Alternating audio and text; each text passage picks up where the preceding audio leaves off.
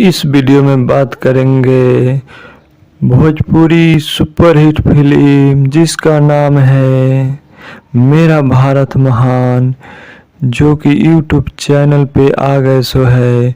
और इस वीडियो में आगे बढ़ने से पहले आप सबों से एक अनुरोध करूंगा कि मेरे यूट्यूब चैनल को सब्सक्राइब नहीं किए हैं तो सब्सक्राइब कर दीजिए और मेरे Facebook page Bhojpuri level news को लाइक और फॉलो कर दीजिए।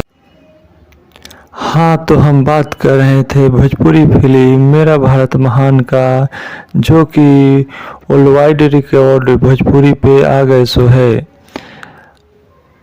इस फिल्म में रवि किशन और अंजना सिंह और पवन सिंह और गरिमा परिहार है।